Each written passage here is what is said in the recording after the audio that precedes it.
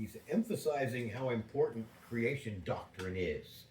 Well, Many Christians, he said, place salvation doctrine as the central, theme of Christianity. But salvation doctrine doesn't really have meaning without the context of creation doctrine. That you can't convince the lost they need salvation until they understand why they owe their obedience to a creator God who made everything and made them and knows them better than they know themselves and knows best what's best for them.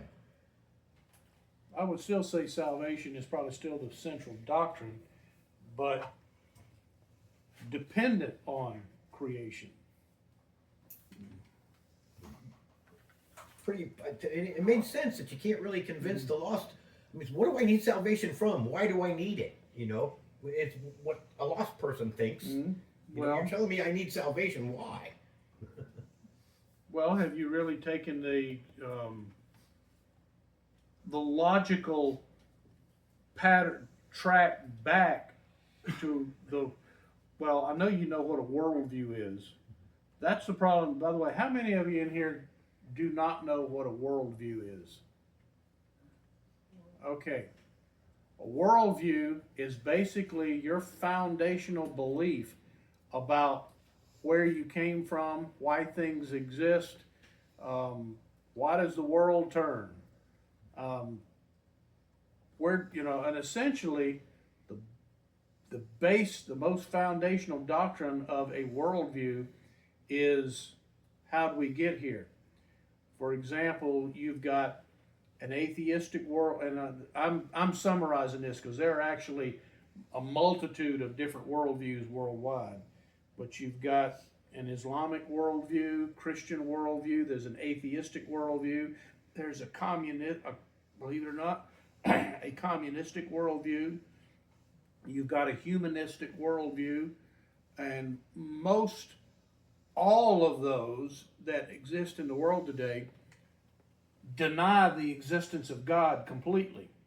And the others, like an Islamic worldview, that do acknowledge God, their definition of God is drastically different from ours.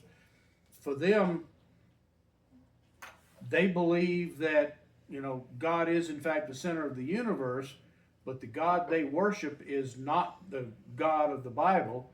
And so anyway, why a worldview is so important is that everything that you believe essentially about where we came from and why something is ethical or moral determines everything else that you believe. For example, if you're a humanist that thinks that essentially there is no God and humanity is its own God, well, that determines what you believe about religion, determines what you believe about politics, about education, about, everything that you do, about, morality, all grounded in that worldview.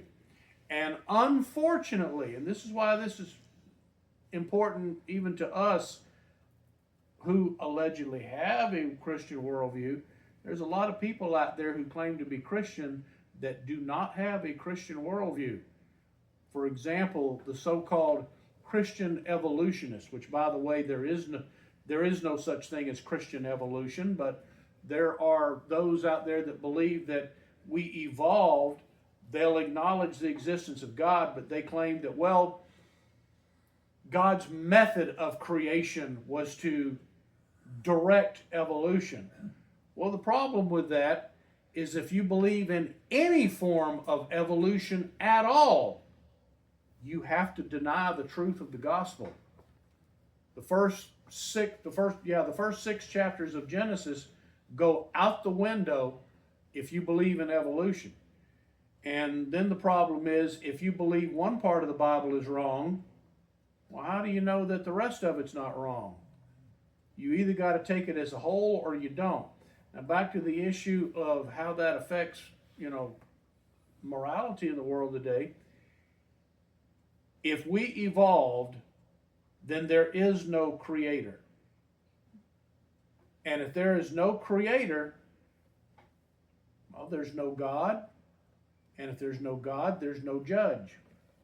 We have no one to be held accountable to. Morality stops being what God says it is, and it becomes whatever we decide that it is. And when we decide that morality is whatever suits us, well, then it becomes what's right is what I can get away with. And why do I need to behave morally if I'm not going to stand before any judge? And even if I believe that there are legal ramifications, I can go out and commit any kind of immoral act that I want to, as long as it's not illegal. And what difference does it make? Because there's no God to hold me accountable. That is all what teaching evolution in our schools for the last 60 or 70 years has produced, is a generation that denies that there is a God, and without a God, there's no accountability. Morality is whatever I say it is.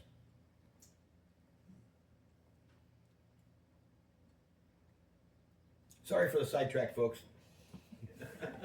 No, but unfortunately, in this particular crowd, you would think that, well, all of us agree with that, but I can probably name you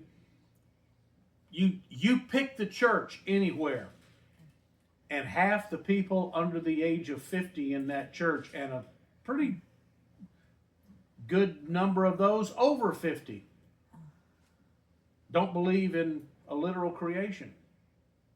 They believe that,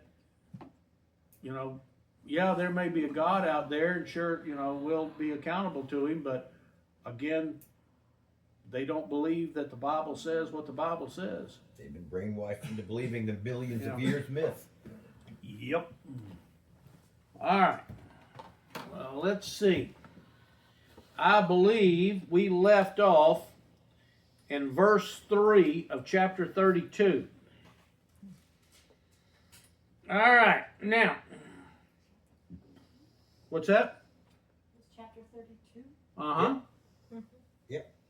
We are in chapter 32. We covered those first two verses the last Wednesday. Verse 3 says, Then Jacob sent messengers before him to his brother Esau in the land of Zair, the country of Edom. Now, keeping in mind where Jacob was at this point, he is still, well, technically not Canaan. Jacob is on the east side of the Jordan River in the land of Gilead. From Gilead south to Edom is still a distance of about another 300 miles. So for him to send messengers ahead, that wasn't just a, well, come back tomorrow morning and tell us what he said. They're going to be gone for a while. And they would also, if they're going to go ahead any length of time ahead of Jacob, they're probably packing light and possibly on horseback. Most of them are riding camels. If they were on camels, even then, you're talking about, or I should say, especially then, you're talking about a long trip that's going to take them several days to get there. If they had horses available, which there were horses in the region at the time, but whether or not Jacob had any, we have no evidence of that. But if they had horses, that still would have been a ride of probably at least a week just to get there. Now, verse 4 says, He also commanded them, saying, Thus you shall say to my lord Esau, Thus says your servant Jacob, I have sojourned with Laban and stayed until now.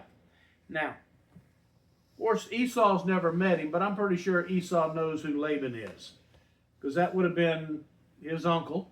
I'm sure he was told about Laban.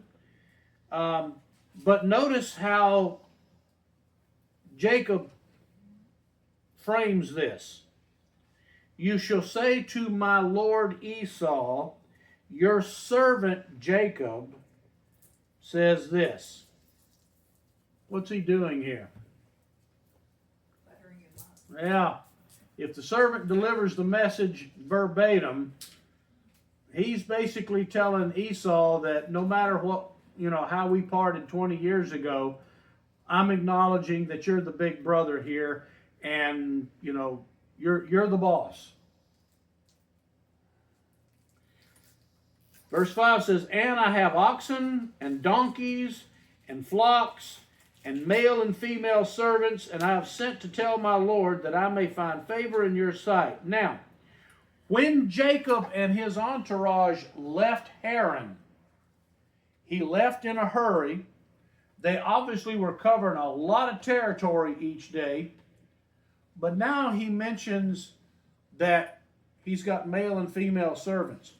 Prior to this, there is no mention at all of anybody other than Jacob, the wives, and the kids. No mention of any servants. So where'd the servants come from?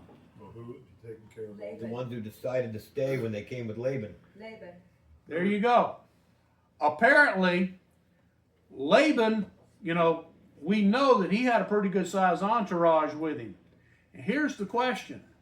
Somewhere in the argument between Laban and Jacob, Laban clearly had the upper hand. And Laban even told Jacob, "I could kill you right here and now, except your God, told me this," which is interesting to me that God told him not to say anything to him, and he's still bragging about the fact, "I could kill you." No mention anywhere of any servants other than, a reference to the kinsmen, which probably would have been the cousins and, anybody, family members that Laban had with him. But again, no mention of any servants other than the fact that, well, what was Laban doing when Laban got word that Jacob had absconded? Shearing the sheep, which probably required a good number of servants. Who would be taking care of Jacob's animal, his sheep and the cattle and the camels and all that, if he didn't have any servants? Well, by this point, you figure it's been 20 years later, his 2 or 3 oldest sons would by this point be old enough to have helped, plus Jacob, plus, a couple of the wives might have been able to help. And yes, it is possible he had some servants with him. All my point is that the Bible doesn't mention anything about servants anywhere. Gotcha. So the point is, he could have had servants, but we have no biblical proof that he did.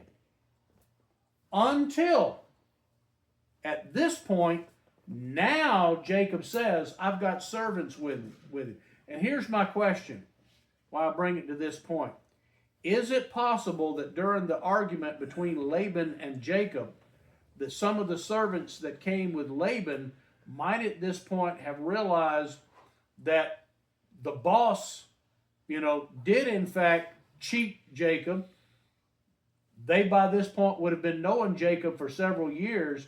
Do you think maybe some of the servants that came with Laban by this point took their stand with Jacob and said, "We're going with him"? And that could have been what prompted Laban to back off and realize he wasn't going to win, even though he clearly had the upper hand when he got there. Now, again, all of that is speculation, because we have no indication of what the servants were doing, who they came with, no reference at all to servants until here. This is the first reference to any additional servants. But I suspect that they may have come, at least some of them, if not all, came with Laban and may have decided to continue on with Jacob and not go back with Laban. Laban may have been a hard guy to work for anyway. Well, if he cheated his own nephew, I wonder how many times he cheated them. Which again would indicate when they saw the opportunity to ditch Laban and go with somebody new, they might have figured, hey, we'll get a better deal with Jacob. And they were probably aware of how Laban had treated Jacob too. Mm-hmm. All right. Verse 6 says, and the messengers returned to Jacob, saying, we came to your brother Esau, and furthermore, he's coming to meet you, and 400 men are with him. All right, knowing how far it was, probably about between, about give or take 300 miles from Gilead to Edom, they've gone there, delivered the message, and now have come back. We're looking at least 2 to 3 weeks later. Now, for them to have gotten back, at this point, Jacob may have continued on southward. Notice that the Bible does not tell us at this point where they met up with him on the return trip. So we don't know if he's still in Gilead or if he has continued on southward. But in any event, notice the message they've come back with. Your brother's coming to meet you with 400 men with him. Uh-oh. Yeah, what would you think that Jacob would be thinking at this point? I'm dead meat. My brother's going to kill me. And he's got an army with him to do it.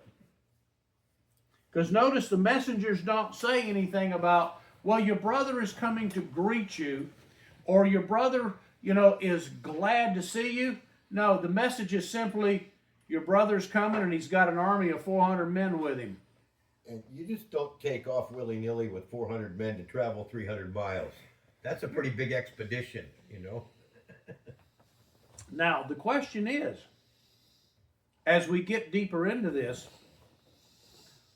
we see what Jacob did to try to butter him up. Is it possible that Jacob succeeded? Because as you just mentioned, why would Esau be coming to meet him with 400 men unless when Esau left headed north that he did intend to kill Jacob? We have no indication at this point that Esau's intentions were good at this point. And again, as Merrill just mentioned, you don't just take off with 400 men with you for no good reason. It's entirely possible that Esau may have intended to carry out his threat at this point. All right, 400 men with him. Then Jacob was greatly afraid and distressed, and he divided the people who were with him, and the flocks and the herds and the camels, into 2 companies. Now, where do you think he got the idea to divide them into 2 companies?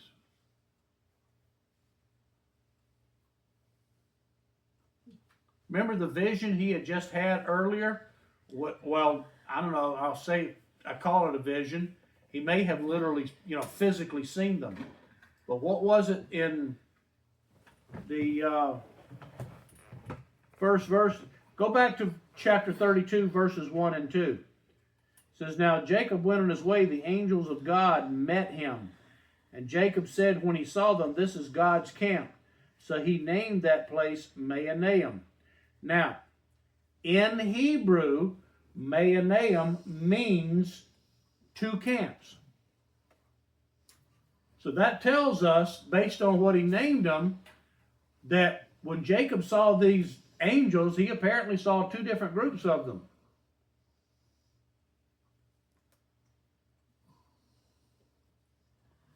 So the question is, did Jacob come up with this idea of splitting his party into 2 on his own, or did this give him the idea? All right, so he splits them into 2 companies. Verse 8 says, for he said, if Esau comes to the one company and attacks it, then the company which is left will escape. Well, now, obviously, that tells you right there, between that and the fact that Jacob was afraid, that we don't know exactly what the servants came and told him, other than he was coming with 400 men. But clearly, this tells you that Jacob certainly interpreted whatever he was told as Esau's coming with ill intent. As a threat. Yeah, this is a threat. And if I'm going to survive this, I'm going to have to split my stuff into 2 groups.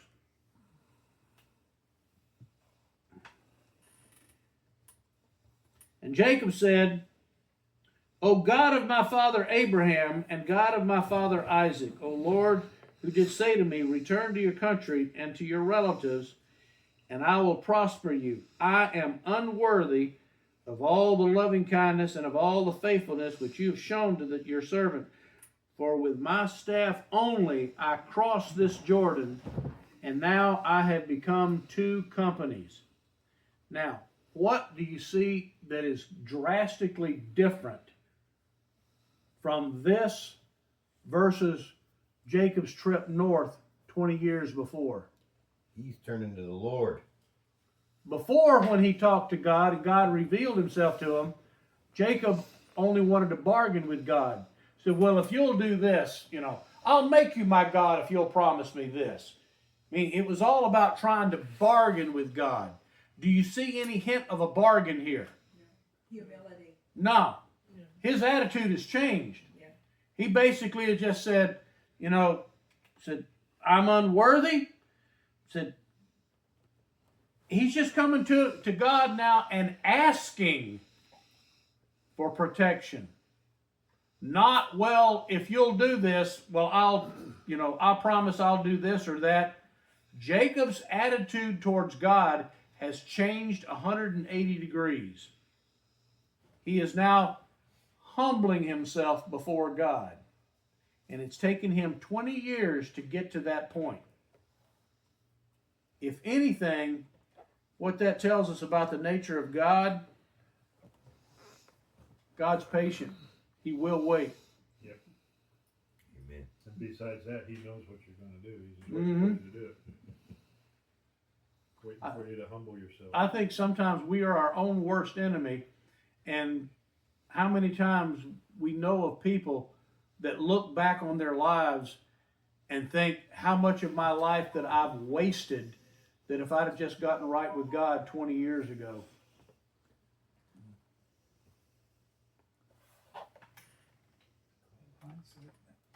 Verse 11.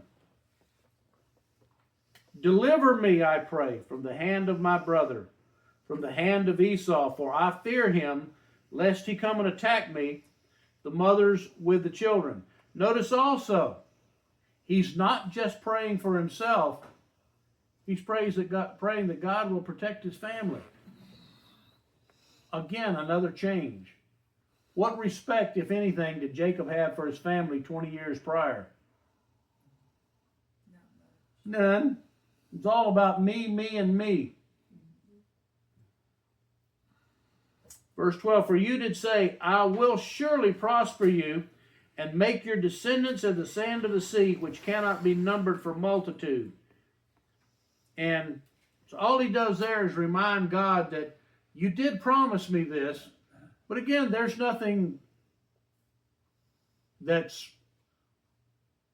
unspiritual about reminding God of his promises. In fact, we find plenty of examples in the Bible where the Bible says that's entirely acceptable. God told Abraham the same thing. Yeah. Several times. In fact, praying for him to protect you when he's already told you that he's going to prosper you is kind of a demonstration of a lack of faith. Mm-hmm. Well, maybe, but I think it's more than anything humility on Jacob's part. Oh, absolutely. Yeah. So verse 13 says, so he spent the night there, then he selected from what he had with him. Now here's where it gets down to the point where he's starting to butter up Esau. He selected from what he had with him a present for his brother Esau. 200 female goats and 20 male goats, 200 ewes and 20 rams, 30 milking camels and their colts, 40 cows and 10 bulls, 20 female donkeys and 10 male donkeys. That's just a present for his brother. And a partridge in a pear tree. Do you think by this point Jacob has gotten rich? No wonder Laban's a little jealous of him. He's left with a bundle from Haran, and this is just the present for his brother. This isn't counting the ones that he's keeping. Still wonder what happened to those idols. Exactly. No mention of them. Which is why I think that it may have been a while, if ever, that Jacob ever even found out about them. Could be. I think his wife simply absconded with him as a, basically to hack her dad off or to get in. I honestly don't think, and this is just my opinion here, honestly don't think Rachel had any particular feelings for these idols. I don't think she in any way worshipped them. She just knew what they meant to her dad and figured this is a way to get back at the old man for squandering my inheritance. And my guess would be that she never told Isaac. They were probably gold anyway, wouldn't they? What'd you think? Possibly. Plaster of Paris? Yeah, I don't think it was made out of plaster. Probably wood, carbon wood. Could have been. But I just think that the present he's got for Esau, Pretty impressive. that's, about what we got here, total of about nearly over 300 head of Livestock? cattle, goats, livestock in general. And if that's just the present, how many did Jacob still have? And enough that he divided his stuff into two different groups. Verse 16, he delivered them into the hand of his servants, every drove by itself, and said to his servants, pass on before me and put a space between droves. Now, notice not just a few here and a few there, enough that he's describing this as a drove of animals with space in between them. He commanded the one in front, saying, when my brother Esau meets you and asks you, saying, to whom do you belong? And where are you going? To whom do these animals in front of you belong? Then you shall say, these belong to your servant Jacob. It is a present sent to my lord Esau, and behold, he also is behind us.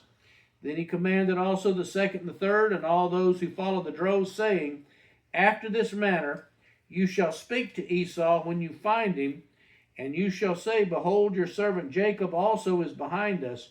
For he said, I will appease him with the present that goes before me. Then afterward I will see his face, perhaps he will accept me. So the present passed on before him, while he himself spent that night in the camp. Now, notice at this point what is still missing as he's sending all these servants and animals ahead. Spam. Sorry. Is that what's for dinner tonight? Spam. Anybody caught what's missing That's still? what he sent on ahead. What's that? Spam. Spam. Well, that's what some of this stuff's going to end up being. Yeah, that's what I meant. Rachel and the kids. Yeah, he still hasn't sent his family on yet. He sent 3 different groups of servants, which also tells you how many of these servants must have decided to go on with him. Dozens. A whole lot of them. Because you can't drive. You figured if there's over 300 head of livestock here, he's divided them into 3 different groups. 1 or 2 men each is not going to, maintain a herd of animals. It would have taken at least probably 4 or 5 of them, possibly on horseback, to keep this livestock together, especially in 3 different groups. He's got a lot of servants with him now. You mentioned that he hasn't sent his family on. In my mind, he would be putting his family in the back camp, the one that's supposed to escape if the front camp gets attacked. Well, that's the question is there a camp here and a camp here? Or did he split them up with a camp to the left and a camp to the right? Well, tactically, I would have put one in front and one in back so that the one in front could delay the attacker so the one in back could escape. Don't know.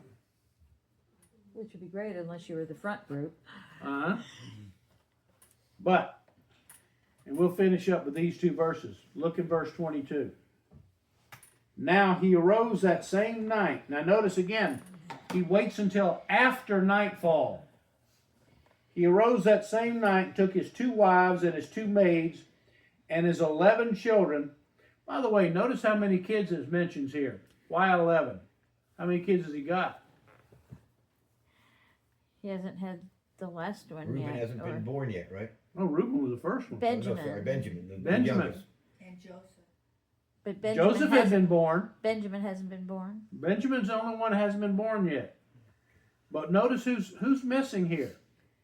He's got a daughter, that at least one daughter that we know of. Yeah, but daughters don't count. Yeah. So he's got at least 12 kids here. And it's only, But only 2 wives. Doesn't Well, he have 4? No, and the servant. 2 wives and his 2 maids. So the 2 maids are the former 2 wives. Yeah. They reverted back to being maids. They're Yeah. not wives anymore? I'm sure they're legally wives, Yeah. but They're the lower status wives. yeah, they're the half wives. But his 11 children, and again, it's just interesting to me that it's even in this, it doesn't count the daughters. We know he had one daughter, Which would make 12 children. 12 children. Now, the fact that so often the daughters are overlooked, out of 11 boys, is it possible he had more daughters than that? We just told him one of them. And the reason we're told of this one is an incident that's going to happen later, where she gets abused later on. We're just not told how many daughters he might have had. But he had at least 12 kids that we know of at this point. But he rises in the night, takes 2 wives and 2 maids, so that counts for all 4 wives there, and his 11 children, and crossed the ford of the Jabbok. Now you'll recall, when I showed you that map, the Jabbok River runs from east to west and flows into the Jordan River, and it is east of Jericho, on the other side of the Jordan River. So this tells us if he's crossing the Jabbok, he is still on the east side of the Jordan River. Now, if you are east of the Jordan River, what is it that you're not in? Yeah, that's not considered Canaan. He's actually in Moab at this point, not Canaan.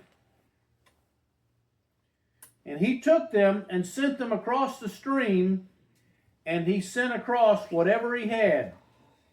We'll stop there for the night, but basically at this point, he's got 3 companies, or 3 groups anyway, of livestock with the servants, and then at the very end, he sends his wives across. Now, we do know, we'll get to cover this on Sunday, he does split his family up into 4 different groups with each of the 4 wives. At this point, they're apparently still all together. He sends the wives across the river together with the kids, whatever belongings he's got left. Jacob is the only one still on the north side of the Jabbok River. And by the way, if you wonder how they got across the river, the Jabbok apparently is just basically a big creek that's not very deep. They could have just walked across. But he's on the north side by himself. Now this sets up the stage for whenever he wrestles with God, which we'll cover on Sunday evening. But at this point, he has sent everybody ahead except for himself, which means, or tells me, his attitude towards God has changed. He has humbled himself. He's scared to death. But he's still got one issue left that he hasn't yet wrestled with. And I don't mean that in wrestling with God. I don't mean that as a pun. But still one thing, I think, a lesson that God has yet to teach him. If he were any kind of real man, would he have sent his wife and his kids on ahead of him? He's hiding in the back. He's hiding at this point. He's still got a lesson of faith that he hasn't yet learned. He certainly has humbled himself. He's basically acknowledged that God, the true God is his God, but he still hasn't quite learned the lesson of faith yet. He's scared to death because he knows his brother is still coming to get him as far as he knows. And he's willing to put all his 4 wives, all of those kids ahead of him rather than protecting them and going on ahead of them and keeping his kids safe. So that's what we're left with at this particular point. And we see God, and I think that's the reason God wrestled with him later, is God's going to teach him a lesson the hard way that night. Anyway, questions this evening? All right. Mac, you want to lead us in prayer? Certainly.